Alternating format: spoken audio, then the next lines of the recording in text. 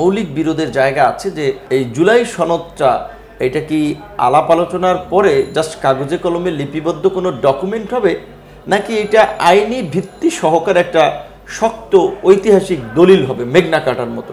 এই বিষয়ে যদি একটা ঐক্যমত পৌঁছানো যায় রাজনৈতিক দলগুলোর সাথে, তাহলে আর নির্বাচন নিয়ে কোনো সংকট আমি দেখি না। আসসালামু আলাইকুম রহমতুল্লাহ বারাকাতুহু। প্রিয় দর্শক শ্রোতা, কাছে কিংবা দূরে, দেশে কিংবা প্রবাসে, আপনারা যে যেখান থেকে দেখছেন, আপনাদের প্রিয় চ্যানেল চেঞ্জ টিভির বিশেষ আয়োজন সোজা সাপটা অনুষ্ঠান, আপনাদের প্রত্যেককে আমন্ত্রণ জানাচ্ছি আমাদের সঙ্গে থাকার জন্য। আজকে আমাদের অতিথি হিসেবে উপস্থিত রয়েছেন ডাকসুর সাবেক ভিপি, গণ অধিকার পরিষদের সম্মানিত সভাপতি জনাব নুরুল হক নুর। একদিকে হলো বিএনপি, আরেকদিকে জামায়াত এনসিপি অনর অবস্থানে রয়েছে। এই অবস্থায় কি নির্বাচন নিয়ে কোনো শঙ্কা আছে কিনা, আপনি কি মনে করছেন? চেঞ্জ টিভির দর্শকদেরকে শুভেচ্ছা জানাচ্ছি। বাংলাদেশে এখন একটা নির্বাচন খুব অনিবার্য। দেশের স্বাধীনতা, সার্বভৌমত্ব, অর্থনৈতিক সামাজিক বিকাশের জন্য সেই নির্বাচন সকল রাজনৈতিক দলই চায়। আমি দেখলাম যে প্রধান উপদেষ্টার সর্বশেষ যে ঘোষিত সময়, তারা বলছে যে আগামী ফেব্রুয়ারির প্রথমার্ধেই তারা জাতীয় নির্বাচন অনুষ্ঠান করতে চায় সরকার। জামাতের পক্ষ থেকে একটা বক্তব্য শুনতে পেলাম, জামাতের নায়েবে আমির তাহের ভাইয়ের বক্তব্য বলছে যদি ডিসেম্বরের মধ্যেও নির্বাচন করা সম্ভব হয় তাতে আমাদের আপত্তি নেই। তার মানে জামাত আরও আগেই নির্বাচন চাচ্ছে। কারণ হচ্ছে এই গণ অভ্যুত্থান পরবর্তী সময় আমাদের সকলের যে একটা প্রত্যাশা ছিল যে এই অন্তর্বর্তীকালীন সরকারের যে প্রধান ডক্টর মোহাম্মদ ইউনূস স্যার, তার যে বিশ্বব্যাপী পরিচিতি, তার যে নেটওয়ার্ক, সো তিনি চাইলে কিছু ভালো ব্যক্তিদের সমন্বয়ে একটা সরকার গঠন করলে এই সরকার বাংলাদেশের উন্নয়ন, অগ্রগতি, স্থিতিশীলতা এবং বৈশ্বিক পরিসরে বাংলাদেশকে অনন্য উচ্চতায় নিয়ে যাবে। সেটি কার্যত আসলে প্রথম 6 মাস পরই আমার একটা বড় রকমের ধাক্কা খেয়েছে। আমাদের সেই প্রত্যাশাটা আমি মনে করি যে কাঙ্ক্ষিত মাত্রায় পূরণ হয়নি। সেই জায়গা থেকে দিন যত যাচ্ছে সরকারের প্রতি জনসমর্থনটা তত কমতেছে এবং দেশের মধ্যে পতিত ফ্যাসিবাদী শক্তির আপনার পুনর্জাগরণ দেখা যাচ্ছে, যেটা আমাদের জন্য একটা সংকট। এখন নির্বাচন যদি না হয় তাহলে এই ফ্যাসিবাদী শক্তি ধীরে ধীরে শক্তিশালী হয়ে উঠবে এবং প্রশাসনের মধ্যে থাকা আমলাতন্ত্র কিংবা বৈশ্বিকভাবেও ফ্যাসিবাদের পক্ষে একটা জনমত তৈরি হবে। সেই জায়গা থেকে নির্বাচনটা অনিবার্য। নির্বাচনের আগে এখন একটা মৌলিক তর্ক বা বিরোধের জায়গাটা হচ্ছে যে গত এই আপনার কয়েক মাস ধরে জাতীয় ঐক্যমত্য কমিশন বিভিন্ন রাজনৈতিক দলের সাথে আলাপ আলোচনা করে যে রাষ্ট্র সংস্কার বিষয়ে একমত হয়েছে, যেটিকে নিয়ে আমরা জাতীয় সনদ ঘোষণা করার দাবি জানিয়েছি বা জুলাই সনদ, সেই সনদ কার্যত খসড়া সনদ প্রস্তুত হয়েছে। এখন সেই সনদের একটা আইনি ভিত্তি চাচ্ছি আমরা। জামাতও একমত, এনসিপি একমত, ইসলামী আন্দোলন একমত। বিপরীত দিকে বিএনপি বলছে যে এটা নির্বাচনের পরে সংসদে এটা গৃহীত হবে। এমনকি সরকারের যে ঘোষণাপত্র সেখানেও তারা বলছে যে নির্বাচিত সংসদের সংস্কারকৃত সংবিধানে এই বিষয়গুলো যুক্ত থাকবে। সেই জায়গা থেকে একটা মৌলিক বিরোধের জায়গা আছে যে এই জুলাই সনদটা এটা কি আলাপ আলোচনার পরে জাস্ট কাগজে কলমে লিপিবদ্ধ কোনো ডকুমেন্ট হবে, নাকি এটা আইনি ভিত্তি সহকারে একটা শক্ত ঐতিহাসিক দলিল হবে মেঘনা কাটার মতো। এই বিষয়ে যদি একটা ঐক্যমত পৌঁছানো যায় রাজনৈতিক দলগুলোর সাথে, তাহলে আর নির্বাচন নিয়ে কোনো সংকট আমি দেখি না। তবে নির্বাচন পেছানোর জন্য দেশি বিদেশি বিভিন্ন শক্তি, পেছানো না, নির্বাচন বানচাল করার জন্য, আপনার নির্বাচনকে বিতর্কিত করার জন্য, প্রশ্নবিদ্ধ করার জন্য কাজ করছে। সেই জায়গা থেকে আমাদের প্রত্যেককে সচেতন হতে হবে, সতর্কতার সাথে পা ফেলতে হবে। আপনার আলোচনা আপনি একটি কথা বলেছেন যে ডক্টর ইউনূস বিশ্বব্যাপী পরিচিতি আছে ওনার, উনি চাইলে সকলকে মিলে একটি সরকার গঠন করতে পারতেন। এটা কি এখনো সম্ভব না? এখন আসলে অনেকখানি সম্ভাবনাটা শেষ হয়ে গেছে। কারণ হচ্ছে ওই যে একটা কথা বলে যে আগে তো দর্শনদারি, পরে গুণ বিচারি। আগে তো আপনাকে দেখে আমার ভালো লাগতে হবে, পরে আপনার কি গুণ কি দোষ আছে সেটা বিচার করব। তো প্রথমত এই সরকারের তো দর্শন ভালোই ছিল, যেই জায়গা থেকেই বাংলাদেশের ইতিহাসে সবচেয়ে জনসমর্থন পেয়েছে এরকম একটা ইন্টারিম গভর্নমেন্ট বাম ডান আপনি দেখেছেন, কিন্তু সরকার সেটা কাজে লাগাতে পারলো না।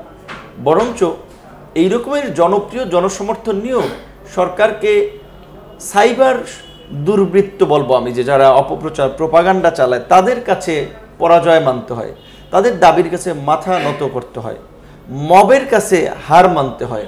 আইন শৃঙ্খলা বাহিনী সেখানে নিরুপায় হয়ে দাঁড়িয়ে থাকে।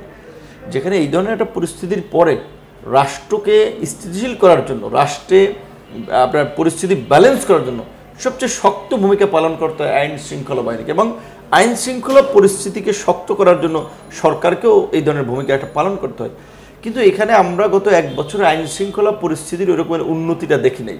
বরঞ্চ পুরানো ধাঁচের, যেটা আমরা এর আগে বলেছিলাম যে ফ্যাসিবাদের আমলে গায়েবী মামলা দেওয়া হতো, মৃত মানুষের নামে মামলা দেওয়া হতো, হয়রানিমূলক মামলা দেওয়া হতো, পুলিশ মামলা বাণিজ্য করতো, বিরোধী দলের নেতাদেরকে ধরে কিংবা মামলা থেকে বাদ দেওয়ার কথা বলে। এই কালচারটা দেখলাম যে গত 1 বছর আবার ফিরে এসেছে। গণঅভ্যুত্থান পরবর্তী একটা বিপ্লবী সরকার, অভ্যুত্থানের সরকারে যদি এই ধরনের এই পুরানো আমলের মামলাবাজি, গায়েবী মামলা থাকে, কিংবা ধরেন আমরা তো সকলে রাষ্ট্র সংস্কার চেয়েছিলাম জুলাইয়ের গণঅভ্যুত্থানের পূর্বে, যেই কারণেই এই জুলাইয়ের পরে সবাই বলছে রাষ্ট্র পুনর্গঠনে ঐক্যমত্য কমিশন গঠন হয়েছে। তো রাষ্ট্র পুনর্গঠনের দৃশ্যমান কিছু অগ্রগতি মানুষের সামনে সরকারের উপস্থাপন করা দরকার ছিল। ধরেন জেলা পর্যায়ের হসপিটালগুলোতে সরকার বিশেষ কিছু বাজেট দিয়ে হসপিটালগুলোর যদি চেহারা পাল্টে দিতেন, যে না জেলা পর্যায়ে এখন মানসম্মত চিকিৎসা ব্যবস্থা আছে, মানুষ বলতো যে না ডক্টর ইউনূসের আমলে বাংলাদেশের হসপিটালগুলোতে এই পরিবর্তন হয়েছে। যেমনিভাবে এরশাদের আমলে জেলা পরিষদ বা স্থানীয় সরকারের নির্বাচনগুলো হয়েছে। তারপরে ধরেন সরকারি অফিস আদালতে যদি আমরা দেখতাম যে কোনো ঘুষ দুর্নীতি নেই, তাহলে মানুষ বলতে যে না ডক্টর ইউনূস সাহেব একটা বাপের বেড়ার মতো কাজ করেছেন, বাংলাদেশের ইতিহাসে তার মতো লোকই সরকারের দরকার। এই সমস্ত মৌলিক পরিবর্তনের ক্ষেত্রে দৃশ্যমান পরিবর্তন কিন্তু খুব বেশি দেখা যায় না। সেই জায়গা থেকে সরকারের জনসমর্থন বা জনপ্রিয়তাটা ডে বাই ডে কমছেই, বরঞ্চ বাড়ছে না। সেই জায়গা থেকে এখন আর সকলকে নিয়ে ওইভাবে সরকার গঠন করে ওই জায়গায় যাওয়ার সুযোগ নেই। এখন সুযোগ আছে, প্রধান উপদেষ্টা যেটা বলেছেন যে বাংলাদেশের ইতিহাসে সবচেয়ে একটা ভালো নির্বাচন করতে চান, সেইটার জন্য এই অন্তর্বর্তীকালীন সরকারকে পুনর্গঠন করার একটা সুযোগ আছে। সেইখানে বিভিন্ন দলের প্রতিনিধিত্ব নিয়ে সরকার এই কাজটা করতে পারে, কারণ এই উপদেষ্টা পরিষদ দিয়ে আগামীতে কোনোভাবেই একটা অবাধ, সুষ্ঠু, নিরপেক্ষ নির্বাচন সম্ভব নয়। অনেকে বলেন যে আপনি আনপ্রেডিক্টেবল, শেষ পর্যন্ত কোন জোটে যাচ্ছেন আপনি? এটাই তো হওয়া উচিত। একজন রাজনীতিবিদ, একজন সেলিব্রিটি, তার কিছু রহস্য থাকতে হবে। মানুষ যদি তাকে একেবারে রিড করতে পারে তাহলে তো তার প্রতি কোনো আকর্ষণ থাকে না। এখন আমরা রাজনীতি করি, আমার দল যতই ছোট হোক, আমি তো স্বপ্ন দেখি যে এই দেশের একদিন রাষ্ট্র ক্ষমতা আমাদের দলকে নিয়ে যাব, আমরা এই দেশের মন্ত্রী প্রধানমন্ত্রী হব। সেই জন্যই তো প্রতিষ্ঠিত কোনো রাজনৈতিক দলে না গিয়ে নিজেরা দল তৈরি করেছি। আমরা যখন রাজনীতি করি তখন কিন্তু অনেকে রাজনীতি ছেড়ে দিয়েছিল, অনেকে ফেসিবাদের সাথে কম্প্রোমাইজ করেছে তাদের আপোষহীন চরিত্র বিসর্জন দিয়ে। এই সমস্ত চিত্র তো আমরা দেখেছি। মামলা হামলার ভয়ে অনেকে দেশ ছেড়ে নিরাপদে চলে গিয়েছেন। আর আমরা এই ফ্যাসিবাদের উত্তাল সময়ে ফ্যাসিবাদের রক্তচক্ষুকে উপেক্ষা করে রাজপথে লড়াই করেছি, এবং আজকের যে গণ অভ্যুত্থান এই প্রেক্ষাপটটা তৈরি করেছি। কারণ এই গণ অভ্যুত্থান তো কোটা সংস্কার আন্দোলনের উপরে দাঁড়িয়ে হয়েছে। সেই কোটা সংস্কার আন্দোলনের তো আমরা পাইওনিয়ার, আমরা শুরু থেকে লিড দিয়েছি, নেতৃত্ব দিয়েছি, এবং শুরু থেকে শেষ পর্যন্ত 24-এর গণ অভ্যুত্থানেও কিন্তু আমরা গ্রেপ্তার হয়েছি। এমনকি 2 দফা 11 দিন রিমান্ডে থেকেও মানুষকে এনকারেজ করার জন্য যখন আন্দোলন নিবু বলেছে যে 90% পতন হয়ে গেছে, 10% ধাক্কা দিতে হবে।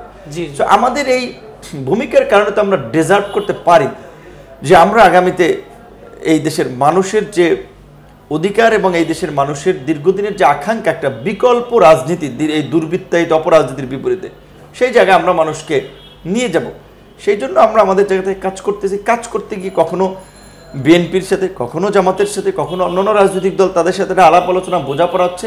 কিন্তু একটা বিষয় আমরা পরিষ্কার করেছি যে গণ অধিকার পরিষদ এখন পর্যন্ত কোনো নির্বাচনী জোট করে নাই। গণ অধিকার পরিষদ একটা রাইজিং সংগঠন হিসেবে, উদীয়মান দল হিসেবে তারা সংগঠন গোছানোর ক্ষেত্রে কাজ করছে। 300 আসনে প্রার্থী দিয়ে তাদের পরিচিতি করছে, জেলায় জেলায়, উপজেলায় সভা সমাবেশ করে বেড়াচ্ছে।